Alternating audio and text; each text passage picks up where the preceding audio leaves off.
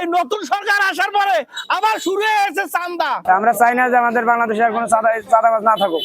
এখন ওই ভাই রংপুর মেডিকেলে ভর্তি আছে। সানিয়ার জন্য এক ড্রাইভারকেও বেধড়ক মারার কারণে এই রাস্তা অবরোধ করছে।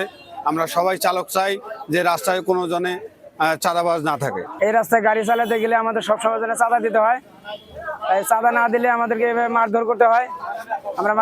আমরা চাঁদাবাজের অনেক শিকার হয়ে গেছি। আমরা চাই না যে আমাদের বাংলাদেশে আর কোনো চাঁদাবাজ না থাকুক। আমরা এখানে যারা আছি সবাই চালক, আমরা গাড়ি চালাই, ভাত খাই, কিন্তু এই আবার নতুন করে বাংলাদেশে আবার এই নতুন সরকার আসার পরে আবার শুরু হয়েছে চাঁদা। আরে ভাই, বাংলাদেশের নাগরিক আমি, গাড়ি চালাবো, ভাত খাবো, কিসের চাঁদা? চাঁদাটা কিসের? চাঁদা বুঝি না আমরা কিছু। চাঁদা জিনিসটা কি? চালক আমি, আমার ড্রাইভিং লাইসেন্স আছে, শ্রমিকের কার্ডের দরকার, কার্ডও আছে আমার কাছে। চাঁদা দিতে হবে এই বাংলায়। এই সরকার ক্ষমতায় আসলে খালি চাঁদা দাও, চাঁদা দাও, চাঁদা দাও। চাঁদা না দিলে একটা ড্রাইভারকে এইভাবে মানুষ মারে? ড্রাইভার একটা মেডিকেলে যে বসে আছে এখনো, এইভাবে কোনো ড্রাইভারকে মারতে পারে না। এরা যারা মারছে এরা মানুষের নামে, এরা মানুষের খাতায় এদের নাম লেখা থাকার দরকার নাই। সাধারণ চালক আমরা, নিম্ন আয় করি, এই সারাদিন মনে করেন গাড়ি চালাই আমরা ওখানে 1000 টাকা সর্বোচ্চ বেতন পাই। এখন এই কার্ডটা করতে নাকি 2000, 2500, আবার কেউ কেউ বলে 4000 টাকাও লাগবে। এই টাকাটা কিসের? এটা কিসের এত টাকা লাগবে?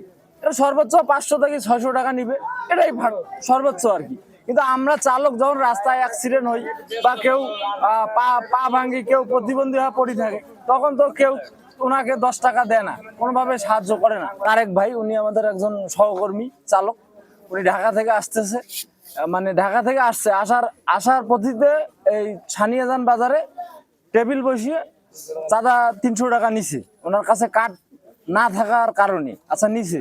এখন উনি আবার যখন আবার ঢাকার উদ্দেশ্যে রওনা দিছে, আবার ওইখানেই তাকে দাঁড় করানো হয়েছে।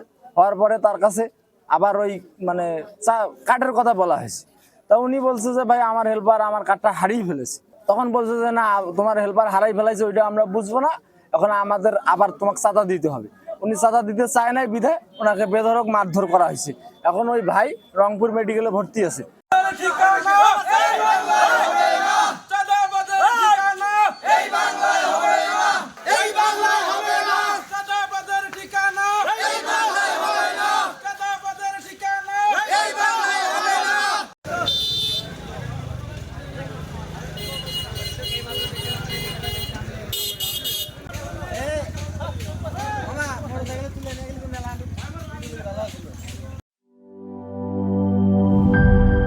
হুররে ওয়েফারের মানচি টেস্টে টেনশন দূর রে, হয়ে যাক হুররে।